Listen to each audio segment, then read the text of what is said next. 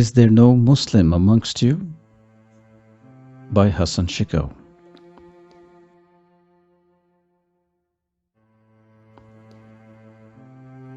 Is anyone there to help me?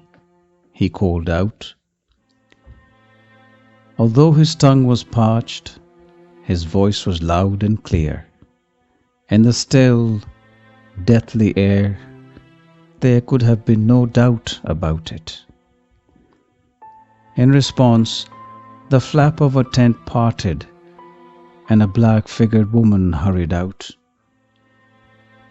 This was the third time during the day that she had rushed out onto the hot sands. On the two previous occasions during the day, the man that she had headed towards had gently persuaded her back into her shelter, but this time he didn't. He decided to let the archers, the foot cavalry, the horse-mounted men armed with lances, the brigadiers, all behold that it was the unarmed woman who had true grit, who possessed real courage. She found her way to a sandy knoll and stood there, deeply anguished, as she clutched her fabric around her face. "Is there anyone else to heed to my call?" he shouted again. Some horses twitched, moved their necks, lifted a hoof a little as if to begin ambling over, but their riders pulled at their reins. His purpose was sure.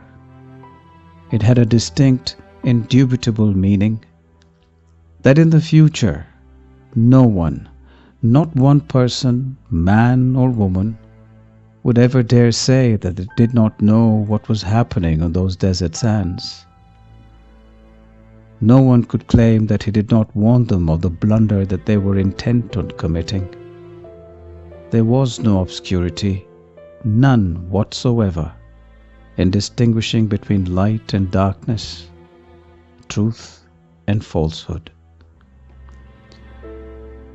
He reminded them that he was the grandson of Muhammad, the man who had loved him with all of his being. He reminded them that he was the son of Fatima, the daughter of that same Muhammad, and for whom Muhammad would stand up in reverence whenever she entered his dwelling. He repeated that his intention was only to call for the good, with justice and fairness for all humanity, regardless of faith or other disposition, to prohibit committing the undesirable, and to act in accordance with the conduct of Muhammad, the same conduct emulated by his father, Ali. "Will anyone come to my aid?" he asked again. In moments of injustice, if they did not take sides, history, perpetuity would rightfully judge them to be on the side of the oppressors. But his third call just bounded into the desert, and like the ones before it, never to return.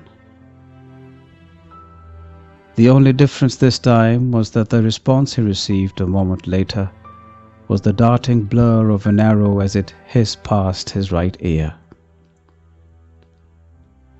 Upon the desert plains of Karbala, thus was marked the moment of brutal truth. For the woman stood on the knoll, there was no doubt that the inevitable was near. The battle began to rage, and amongst the clouds of sandy dust there were the unmistakable sounds of death, metal clinking against metal, the occasional gurgle of blood or cry from a slit throat, the muted bawl from the agony of death, shouts, commands, drumming thuds from the hoofs of horses, grunts of strength versus strength, determination versus determination, truth versus falsehood. And then the caller, that last man standing, out of some 72 already slain ones, was also brought down.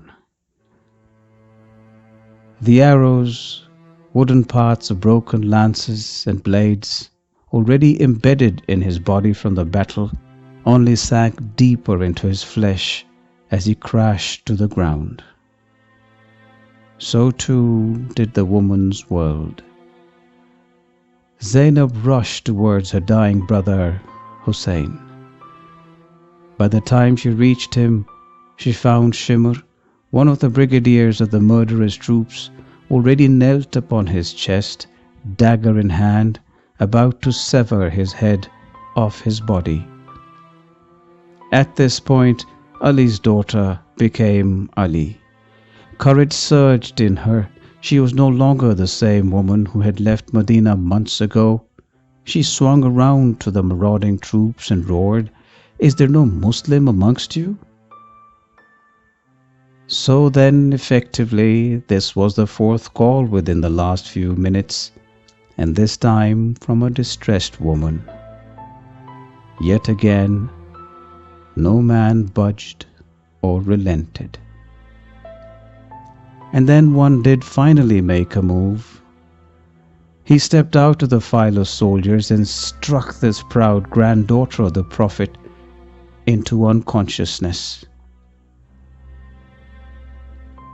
This was the prelude to the long, humiliating trudge of a caravan of pride to the courts of the governor of Kufa and caliph in Damascus.